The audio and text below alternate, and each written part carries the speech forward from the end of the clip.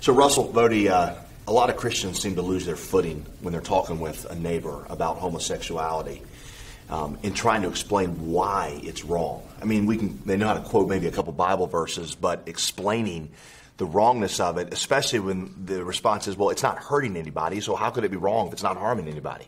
What would you guys say to that? Well, I would say, first of all, you have to ask, what is this for? What is sexuality for? And so if we believe that God designed this, then that means that there's a purpose to it. And the complementarity of a man and a woman in a marriage relationship, fidelity, one flesh, that stands behind the whole reason for the design of sexuality. It's not just an individual matter. It's something that has to do with binding those two together in connection with future generations and with the generations that have come before. So it's kind of a big picture discussion about why do we even have sex? Well, what's the purpose here? And then the other problem is what a lot of our gay and lesbian neighbors assume is that we have marriage and we're wanting to restrict this marriage and we're not wanting them to have it. So we're wanting to keep something to ourselves. What we're saying is not, we don't want you to be able to get married. We're saying that same-sex marriage is impossible based upon what sexuality and what marriage is. So it's not that we're trying to disappoint our neighbors. We're saying this is for the good of human flourishing, and we love you. That's the reason why not only do we say that we think there's some restrictions for you, there's some restrictions on us in terms of what this looks like. Yeah, and there always have been. Yeah. And I think that's an important point. And I think people also need to understand two things. One, we say it's not harming anybody. It's me in my bedroom. Well, the current debate about marriage explodes that myth. This is not private. This is pressing upon culture as a whole. And because they framed it in civil rights language, it means that this is the greatest farce ever. You can go ahead and practice your religion. This has nothing to do with you practicing your religion. If this is a civil rights issue, and if us not doing weddings for homosexuals or not hiring homosexuals becomes violating civil rights, then it is not conceivable that the church will be unharmed by this. So that myth is exploded. This is not private. This is public. The other thing is that all legal decisions are based on principles and established precedent. And right now the principle is, sort of the Beatles mentality. All you need is love.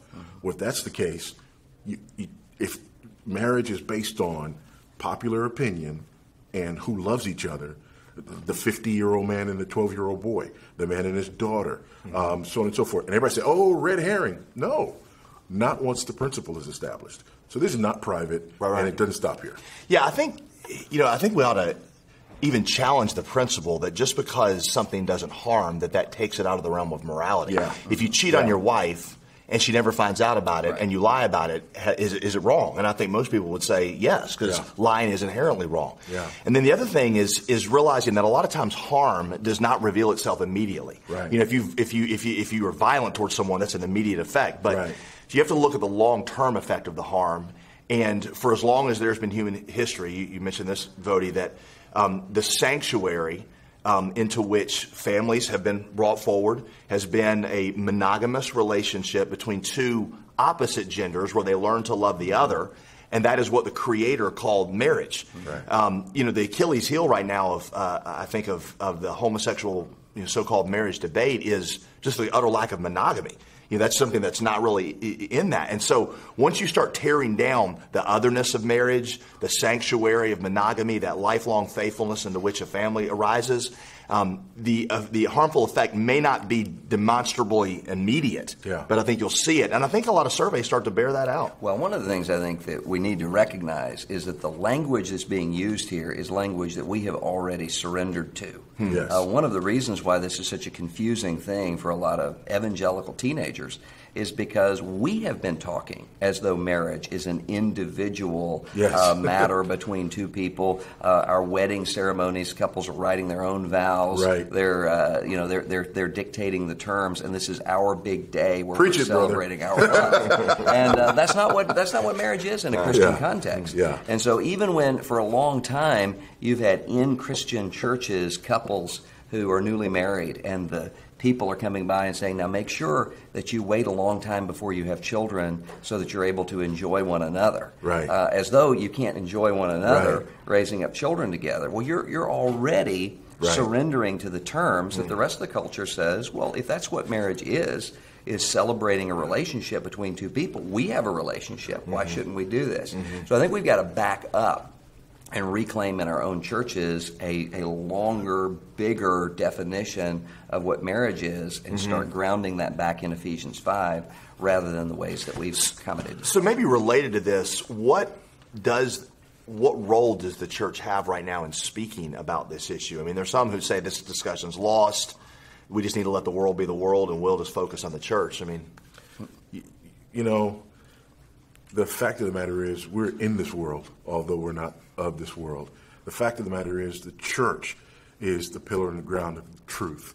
And we don't take the truth and hide it under a bushel. That's not the church. We don't live these completely separate, sort of bifurcated lives.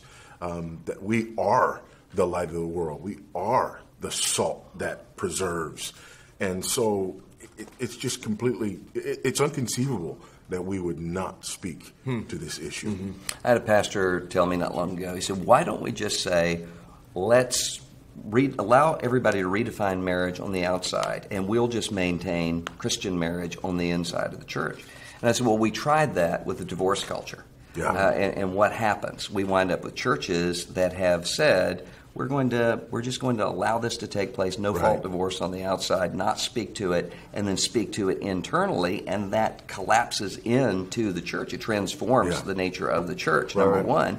Number two, it's not loving to neighbor. We have an accountability to one another. Divorce hurts kids, hurts families, hurts the entire social fabric. So does the expanding out of marriage to where marriage doesn't mean anything anymore. I mean, there's a reason why the state is involved in marriage in the first place. State doesn't have anything to do with registering people as friends. Doesn't have anything to do with those things. It has an interest in male-female marriage because male-female marriage can lead to something very dangerous for the state, and that is children. And the state has to say, who is the father of this child? Who's accountable for paying for this child? That's the distinction there. And you think also the spiritual danger. I mean, just thinking of the role of the church as priest in the community. 1 Corinthians 6, those who practice such things cannot inherit the kingdom of God. This is, in many ways, a gospel issue because we fail to preach here. Absolutely. You know, I think of John the Baptist. I've thought about, him in this culture. You know, I mean, just think about the absurdity of his death. And you can hear the critics today say, well, see, that's what you get from messing around in politics. Of course Herod's going to sleep with his brother's wife because they're the world. We got the world be the world. Why are you surprised? Right. That just kills me when people, why are you surprised? Like, Jesus called him the greatest prophet that had ever lived.